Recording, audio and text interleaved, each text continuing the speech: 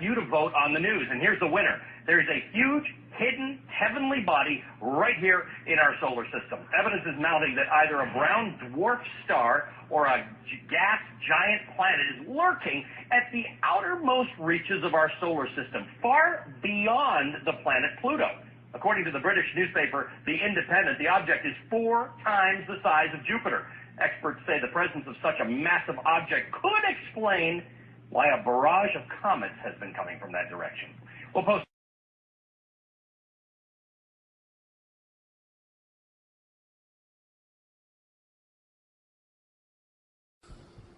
Hi, my name is David Morrison. I'm a NASA space scientist, and I want to talk to you very briefly about Nibiru.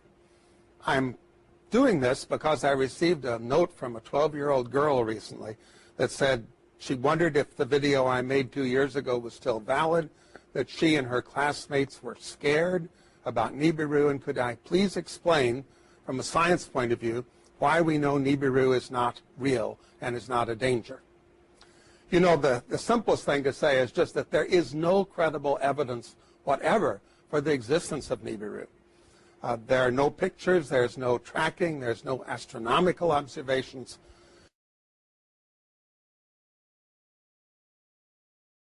Are we being primed, Gordon, for some major announcement? Well, that's the thing is, now, the Zetas say that the Council of Worlds has told the president, you've got to announce it. I say, you know, everyone I tell that to goes, well, I'll eat my hat if the president ever announced that. But if he did, you know, you can speculate that the first thing he would say is Ronald Reagan had an executive order that this is top secret, and every other president signed on, but now I'm going to be the one who's breaking that because everybody has to know. And what would he, well, we're coming up to the break. When we come back, speculate on what you think he would say, okay? With our special guest, Gordon James Giannotto. And we're talking about Planet X. Now, he has sent us some interesting pictures that you should get up to coasttocoastam.com and just take a look at them and make up your own mind. And I'll be back in a moment on Coast to Coast AM. If you need to email me, that's George at coasttocoastam.com.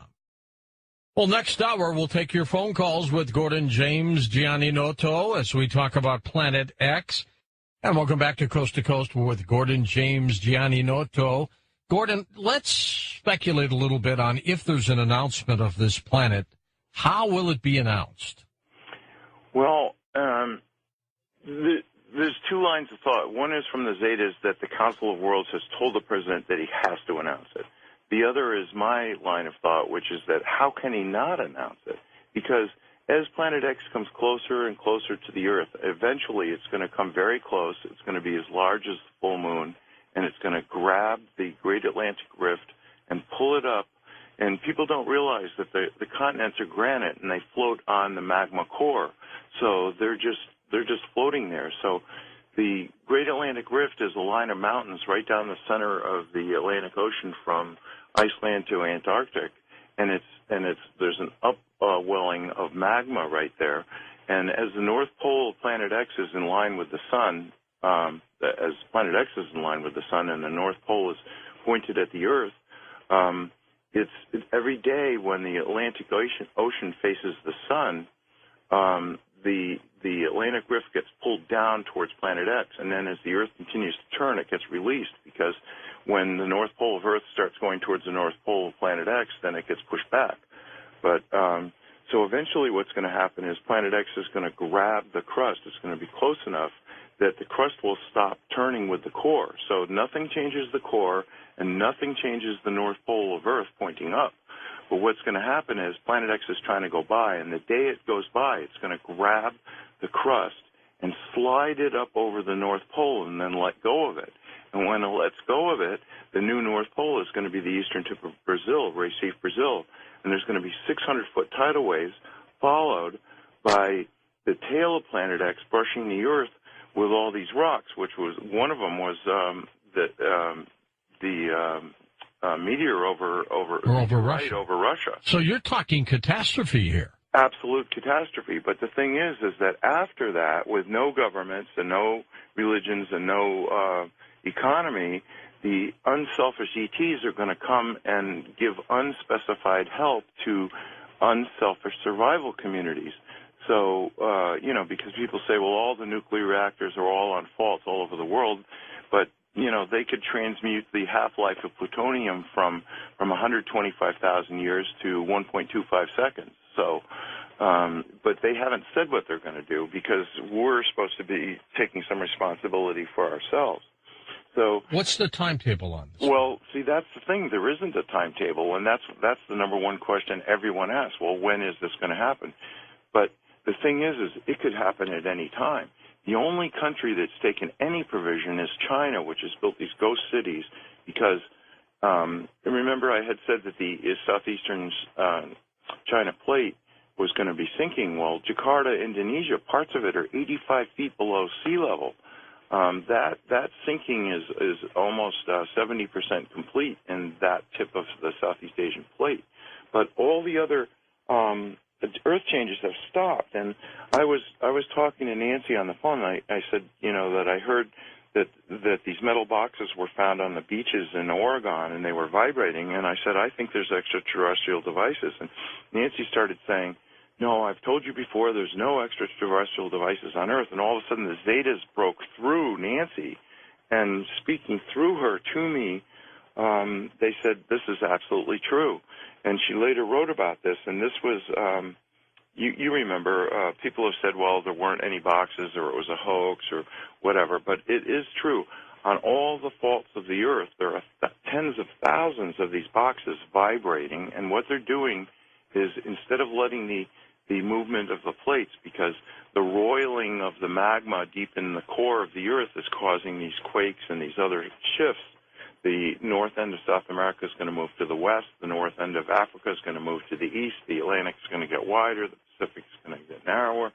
So there's all these things. And the Zetas had said there was an event calendar, and 7 was preliminary Earth changes, 8 was massive social change, and 9 was worldwide volcanoes, earthquakes, and sinkings. And so anyway, these metal boxes have put that off, and the reason why is because they want to have the massive social change. And you can imagine if the president does announce it, of course there's going to be massive social change. Well, if it's going to happen, will he announce it? To me, it sounds like he's compelled to. Well, that's my thinking, is because when it finally gets separates from the sun far enough that you can see it with your naked eye. Now, I've said I've gone out, my wife has gone out, I've got hundreds of pictures of 2 suns in the sky that I took myself. Now, if I can do that, then anyone can do that.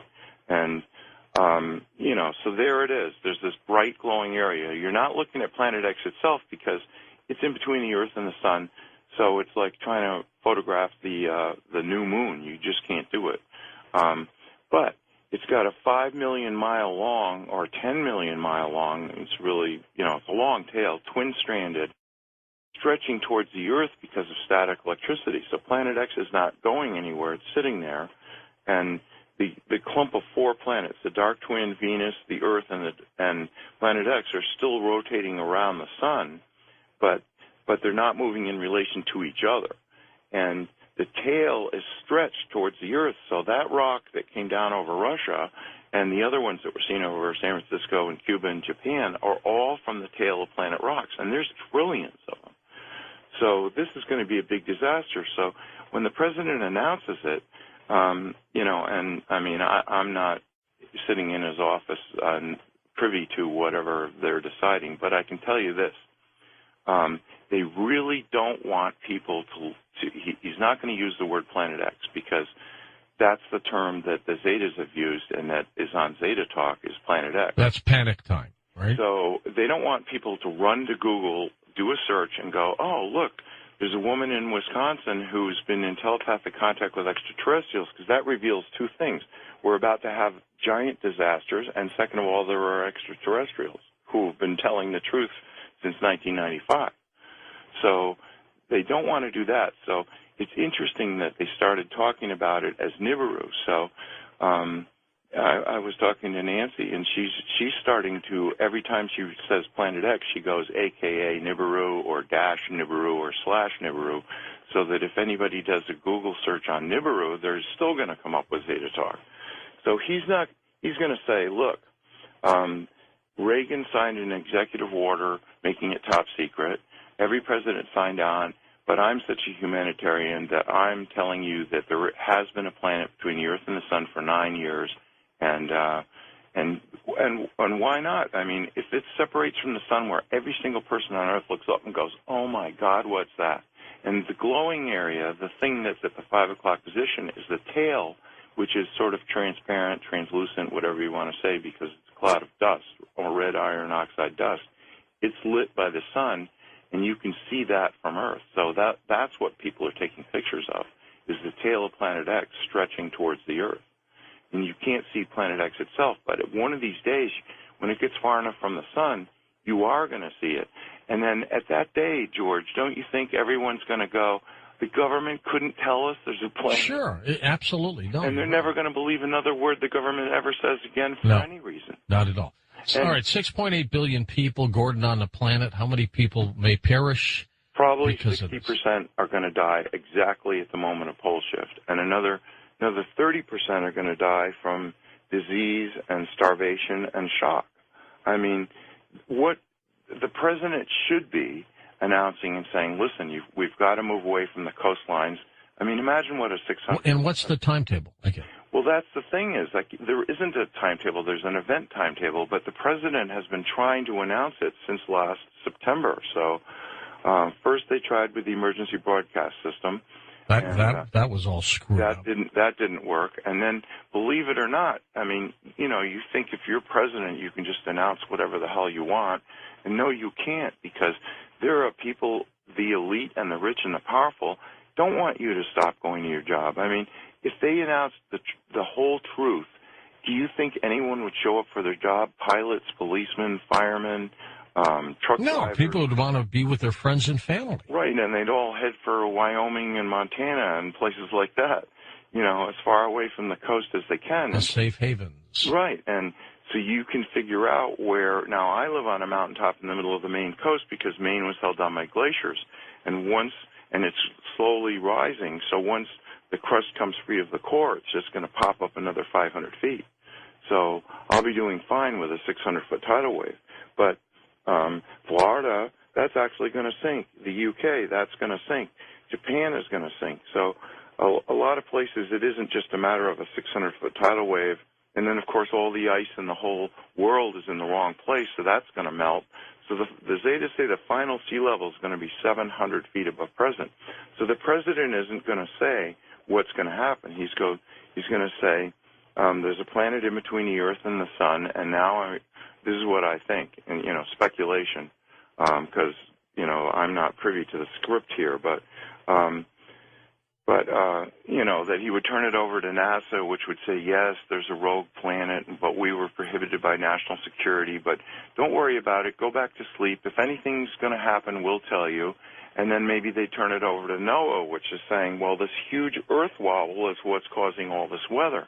They're never going to admit that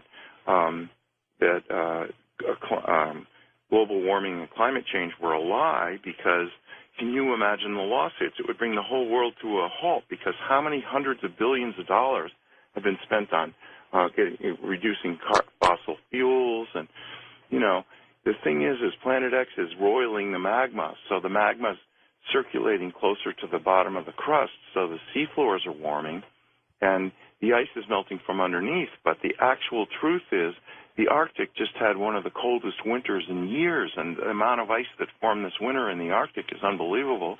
Antarctica has been gaining ice. The top of the Himalayas and a lot of these glaciers are gaining ice. So this whole global warming thing, they're never going to use that phrase again. They would rather die than say global warming. So, you know, I don't know how he's going to put it, but my opinion is he's got to announce it. And meanwhile, the government is doing all these strange things, like ordering 1.2 billion rounds of hollow point ammunition. They're going to arm these Social Security employees, and the National Weather Service employees are all going to be packing with hollow point bullets. I mean, come on, who thinks you know, that's normal? What are they expecting? And of course there's going to be some people who are going to riot and steal and loot and God knows what. Well, things could be out of control. Right, they could be out of control. But yet, if they do announce it, then people will go, well, this is something that we're all facing together. Let's work together to save as many people as possible. But they've got to do it sooner than later. Now, I live on a mountaintop. I heat with wood. I've got an outhouse. I'm ready for no electricity and no fuel. I live in a forest. I've got wood all around me. So, my theory is if you're ready for pole shift today, then you're going to be ready for it whenever else you can. But if you notice, around the world, the economy has not been getting better, regardless of what they're saying. And people are realizing every day that everything they've worked for all their lives is coming to naught. And hopefully people will say, well, really, what is important? And they'll realize, every time you see a disaster, you see people say, well, I lost everything, but, at least we all survived. And, that's what's important. And people are going to start realizing, well, maybe people are more important than possessions. But this earth wobble, I went out last July to take a picture of the full moon rising over the mountain in Maine where I live. And when I was in elementary school, we had a target range in the basement. So when I was in the third grade, we had lockers all the way down the hallway, and every guy in the third grade had his own .22 caliber rifle in an unlocked locker in the hallway, and we all had bullets in our pocket, and we couldn't wait till 3 o'clock to get out. That wouldn't happen anymore.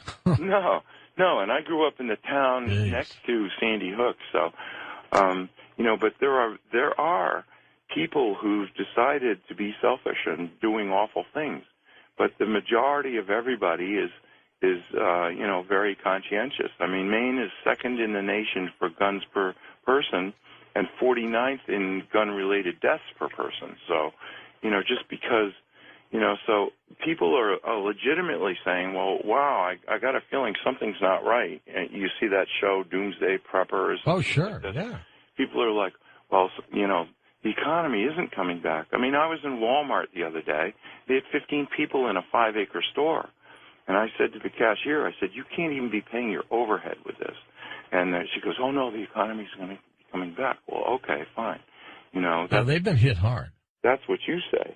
But so I was out there taking pictures of the full moon, and I guess probably I learned to have a steady stance with my hands and a camera at an early age. I used to win NRA sharpshooter awards. And that was, starting in the third grade. So anyway, I shot 2 pictures, and the mosquitoes were biting me like crazy. So I wanted to get a good picture of the full moon, and so I shot a whole series of pictures, and then I ran inside to get out away from the mosquitoes. And when I was playing them back on my computer, I realized that in 2 consecutive pictures, I hadn't moved my hands at all. There's a table up on top of the mountain, and there's the full moon. And in the second picture, the moon is moved to the right, not up. Now, if you think about it, everything, the moon, the stars, the sun, all rise in the east, go up to the midheaven, and then set in the west. And here I got 2 pictures of the moon, and between the 2 pictures, the moon moves sideways. How'd that happen? Well, that was like, I think the ETs, like I said, I've been in contact with ETs my whole life, and I think they guided me to do that because that is one of the most remarkable pictures. Now, I've gone out and watched Sirius rising and Orion rising in the east, and then I go back 20 minutes later, and all of a sudden it's like 45 degrees further south, but it isn't any higher in the sky. Now, why would that be? That's because every single day, Planet X pulls the magnetic bar of the Great Atlantic Rift down towards it, and then as the Earth continues to shift and the Atlantic no longer faces the sun, then the North Pole, which doesn't like the North Pole of Planet X, pushes the North Pole of the Earth back. So you get these wobbles, and what you get is this gigantic loops in the jet stream. So normally the jet stream moves from west to east, but now if you notice these weather maps, and why wouldn't you with all these big storms? So everybody's more interested in the weather than ever because it's really can be life or death. And what you get is these giant arcs of cold air coming down from the Arctic, and 30 miles to the east, you've got this giant arc of tropical air coming up from the Caribbean, and you've got this clash of fronts that makes these gigantic storms. I mean, look at Hurricane Sandy. And, you know, if the government told the truth, they should say nobody should rebuild anywhere. But it's just like Katrina and New Orleans. People are saying, well, you know, we're going to bring it back, and it's going to be so meaningful, and we're going to have Seaside Heights, New Jersey, ready for the tourist season. And, you know, but the truth is nobody should be there now at all, because this is right in the danger zone. They should be saying, well, we're going to move anyone that wants to go from the coast. And that's the interesting thing. The Zetas have said even when this is announced, probably only as much as 60%, but no more than that, are going to go, oh, my God, we've got to go to safety. And the rest are going to go, well, you know, I really don't want to change anything, so I'm going to keep going to work. And if a tidal wave washes over me, then that's it. You know, I'll just die. Well, you know, okay, that's what this life is like. You're entitled to be a skeptic. You're entitled to be in denial, and you're entitled to die in it, but there's no reason for you to do that. Hold on for a second, Gordon. We're coming back for phone calls with you next on Coast to Coast AM. Indeed, indeed, and we're going to take your phone calls when we come right back on Coast to Coast AM. And welcome back to Coast to Coast. Gordon, are you saying then in our solar system we've got a dark twin to Earth, we've got a burned-out binary star, and we have Planet X? No, the binary star is quite a distance away. That's why it takes 3,657 years for Planet X to return. So it's something we've never seen because it's burned out, but it is a huge body, and that's where it started. And evidently, Planet X has been coming here at least 2 billion years. So, you know, it wasn't that the Anunnaki were always there. They reached a point where they decided they wanted to powder the gold and put it in their atmosphere to keep the planet a little bit warmer. It's got giant hot magma in its core, and it's got water, which has the highest specific heat of any substance in the universe, so it holds heat. It takes longer to heat water than anything in the universe, and water holds heat longer than any. So, but they were getting cold, so that's where the whole quest for gold came from, is from that. And Richard Hoagland has said that, and he's a guest on your show quite often. Quite a bit. He said that Phobos is a spaceship because it's a hollowed out and it's got chambers in it because they use ground-penetrating radar. But actually, Phobos is one giant gold nugget, and the Anunnaki, since they came back, have been mining it with robots. That's got to be worth something. Oh my God! So you know, but you know, if anybody thinks I'm making this stuff up, I mean, go do a search in Wyoming. Dick Cheney tried to get the Wyoming legislature, and he only failed by a few votes, to buy a used aircraft carrier. Now, what in the hell would Wyoming use? There's no water there, is there? Well, that's the thing is, you know, Edgar Cayce said that Omaha was going to be the greatest seaport in North America after pole shift. And, you know, evidently he's planning that the Mississippi will split wide, or salt water will go up to the Great Lakes, and then up the Missouri and the Platte Rivers, and then maybe the Red River. And I guess they were planning to, you know, keep it, I don't know, in the Great Lakes or in the Gulf, and then float it right up to Wyoming. But you can see why he would want that. It's got nuclear power. It's got a hospital. It holds 5,000 people, and he could load it with fighter strike jets, you know, and be king of the world. And you look at the billionaires around the earth, they're trying to start their own space programs. But the Council of Worlds has said, no, nobody's going to leave Earth and come back as kings of the earth afterwards. No, they're all going to have to go through it. And whether you're a billionaire or not, you're going to have to roll up your sleeves. So, you know, you've heard of the idea of these deep underground bunkers everybody was going to head to. Yeah. But, you know, how well are they going to survive in 10-plus power earthquakes? So they're not. But then, you know, after pole shift, at the hour of pole shift, when the tidal waves start, then everyone's going to, after that, there won't be any earthquakes, so people are going to want to be underground, because how are you going to survive this fall of rocks? Okay, let's go to the phones.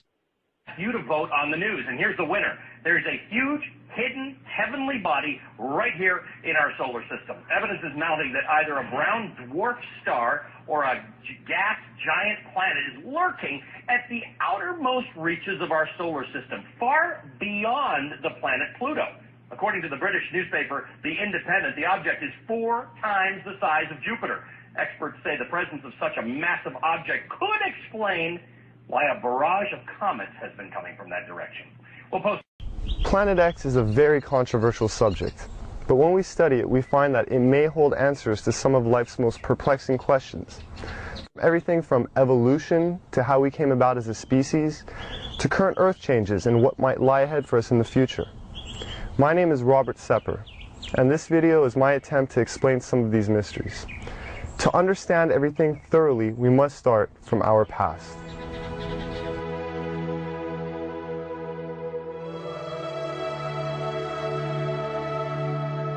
As you do research on our mitochondrial DNA, you find that it goes back into the range of 150,000 years, based on the mitochondrial DNA, which is, I think, pretty much incontrovertible. If we're 150 to 200,000 years old, that throws a huge, gigantic wrench into the establishment position that we evolved from creatures that were walking upright approximately 4 million years ago.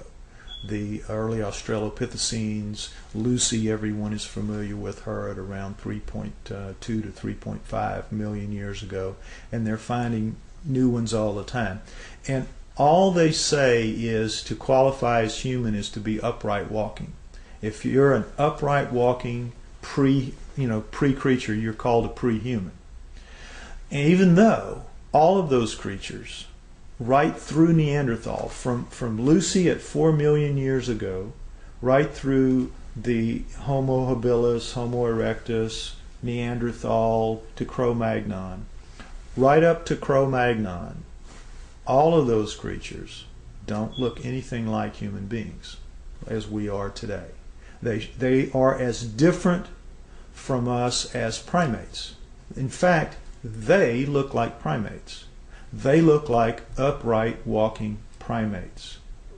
Up through Neanderthal, back to Lucy, and whatever's going to come before her.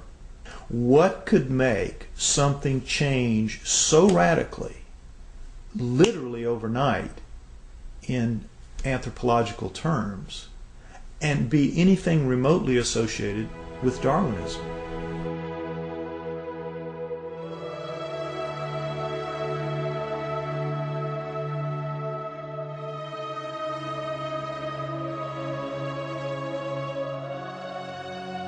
I believe, personally, that the writings of the Sumerians 4,000 years ago, as chronicled by Zecharia Sitchin in his books, The Earth Chronicles, I believe that is the most logical and reasonable explanation that there is for how we came to be.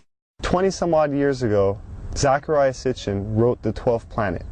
In The 12th Planet, he describes ancient writings and texts by the Sumerians depicting a 3,600-year orbit of Nibiru. But the Sumerians are rarely spoken about in history books. Who were the Sumerians? And what could an ancient civilization possibly know about how we came to be? We only hear about like the Egyptians or the Mayans or the Incans, Romans, Greeks. The first culture we have on Earth were the Sumerians, and they showed up 6,000 years ago where modern-day Iraq is. It's right between the Tigris and Euphrates rivers. It was then known as Mesopotamia, Babylon, but also Sumeria, where the first culture on Earth stems. And they have left us over 100 of the first for high society to take place. For instance, stemming from Sumeria 6,000 years ago, they were the first ones to invent writing. They had a system of over 400 characters known as cuneiform text. Then use a wedge-shaped stylus or an object with a wedge and would twist and turn and make all these characters that came up to about 400 characters, and they had their own complete language like an alphabet that we use today, A through Z, but this stemmed out of Sumeria 6,000 years ago, and all of the first for high society come from them. Time, the calendar, math, schools, courts, judges, systems of law, all of this originated in Sumeria, which was then known as Mesopotamia, Babylon, today's modern-day Iraq. The Sumerians are actually probably the most influential culture of the ancient world.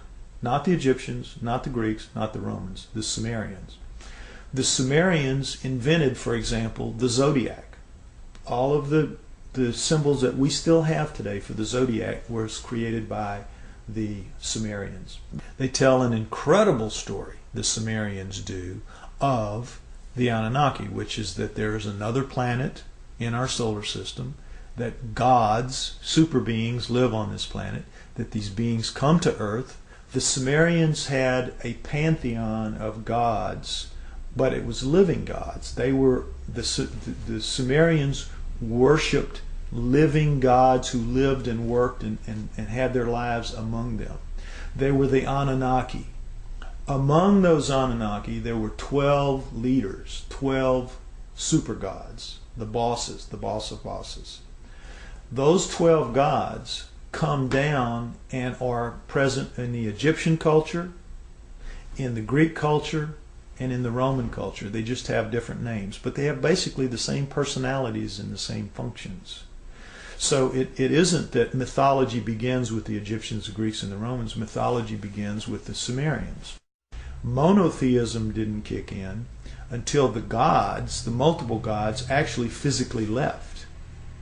When we look at all the stories in the Bible about how God is a feared God, and if you do what God tells you, you are given the reprisal of going to heaven, or if you do wrong, you go to hell, and it's very black and white. But the Sumerians give us a lot more context into that line of thinking and how it came about in their image and after their likeness.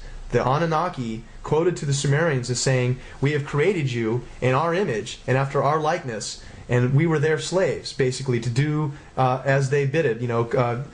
Mine the gold, do their daily chores. We were basically their slaves. The leader said, "We'll make you a slave. We'll make you a servant." And that's the reason, the impetus, according again to the Sumerian writings, for the creation of human beings. The story of Noah is a classic that comes right out of the Sumerian texts. The word Eden, the Anunnaki called the land where they lived the Eden.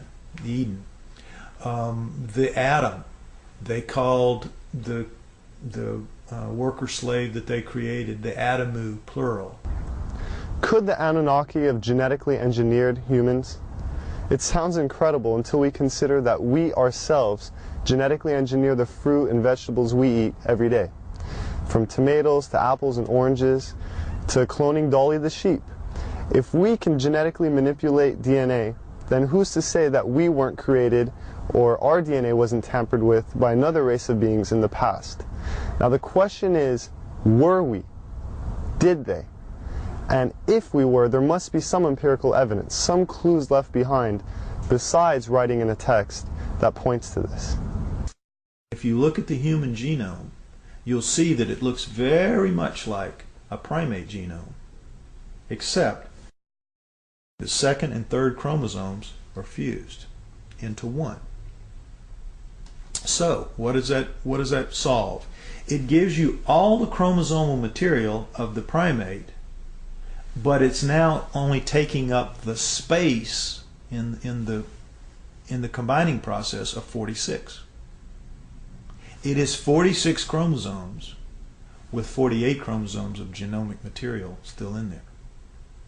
Now, how could nature do that? How could nature fuse those two chromosomes together in any length of time? It wouldn't happen. It couldn't happen. That was done. According to Sitchin, we were created genetically by the Anunnaki as a worker, to mine gold for them, to serve them. People out there, even if you're not a scholar, even if you're not anything, if you open your eyes a little bit to this and you start just doing your own research, you're going to find paths there that lead you to some things that are going to awaken new ideas into you. And the next few years, I think we're going to see a watershed of information that is going to absolutely rewrite every book of history.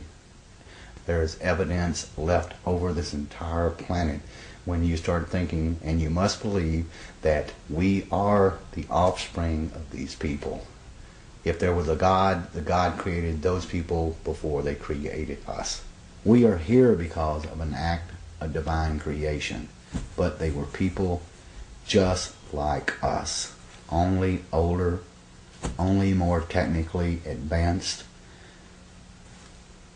We need to rediscover that in ourselves, that we are a great civilization. We came from a great civilization. And I would tell anybody to look, open your eyes and look for it. Don't be blinded to something that's led to nothing but the slaughter of ourselves for thousands of years.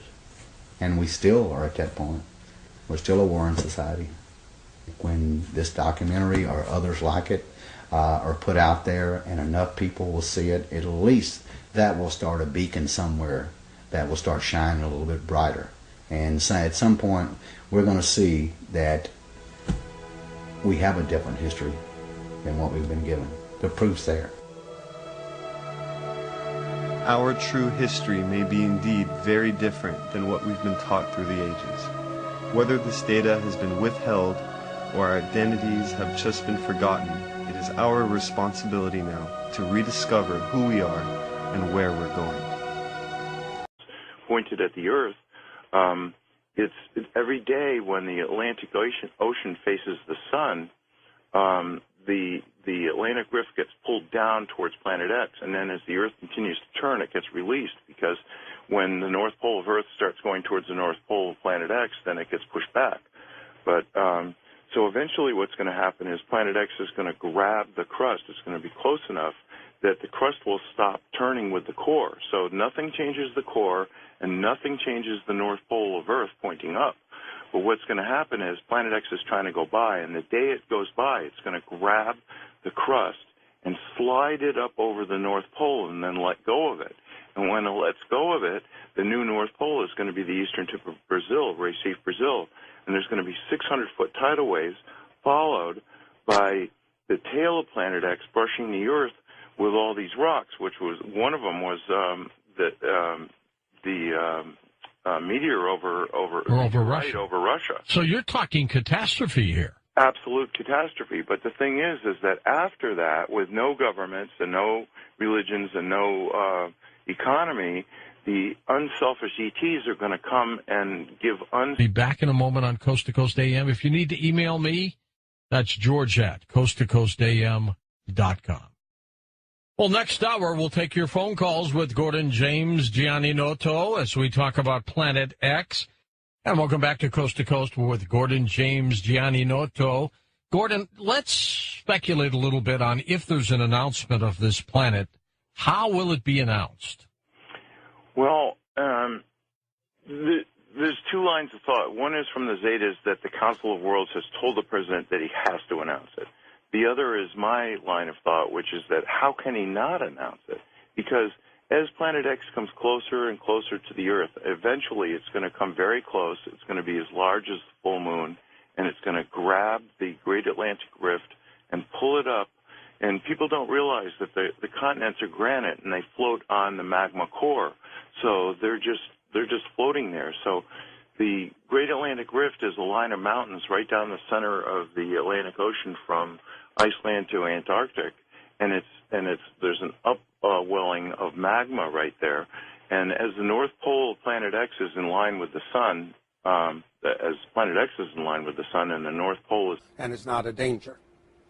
You know, the simplest thing to say is just that there is no credible evidence whatever for the existence of Nibiru. There are no pictures, there's no tracking, there's no astronomical observations.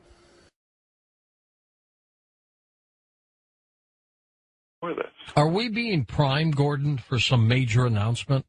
Well, that's the thing is, now, the Zetas say that the Council of Worlds has told the president, you've got to announce it. I say, everyone I tell that to goes, well, I'll eat my hat if the president ever announced that.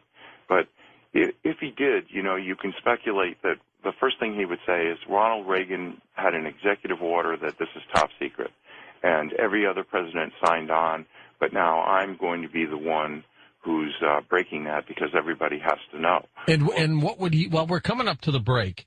When we come back, speculate on what you think he would say. Okay, with our special guest Gordon James Gianninotto, and we're talking about Planet X. Now he has sent us some interesting pictures that you should get up to coasttocoastam.com and just take a look at them and make up your own mind. And I'll specified help to unselfish survival communities. So, because people say, well, all the nuclear reactors are all on faults all over the world, but, they could transmute the half-life of plutonium from 125,000 years to 1.25 seconds. So, but they haven't said what they're going to do because we're supposed to be taking some responsibility for ourselves. So, what's the timetable on this? Well, see, that's the thing. There isn't a timetable, and that's the number one question everyone asks. Well, when is this going to happen? But the thing is it could happen at any time. The only country that's taken any provision is China, which has built these ghost cities because, remember I had said that the southeastern China plate was going to be sinking. Well, Jakarta, Indonesia, parts of it are 85 feet below sea level. That sinking is almost 70% complete in that tip of the Southeast Asian plate. But all the other earth changes have stopped. And I was talking to Nancy on the phone. And I said, that I heard that these metal boxes were found on the beaches in Oregon and they were vibrating. And I said, I think there's extraterrestrial devices. And Nancy started saying,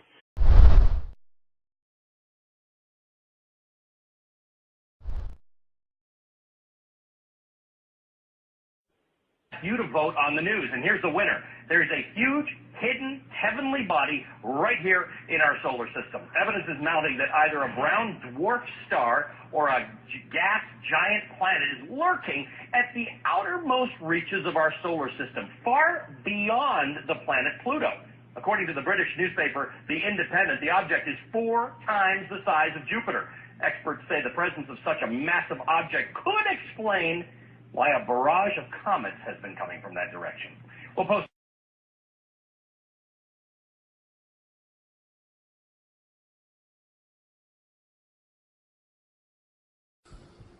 Hi, my name is David Morrison. I'm a NASA space scientist, and I want to talk to you very briefly about Nibiru. I'm doing this because I received a note from a 12-year-old girl recently that said she wondered if the video I made 2 years ago was still valid, that she and her classmates were scared about Nibiru, and could I please explain, from a science point of view, why we know Nibiru is not real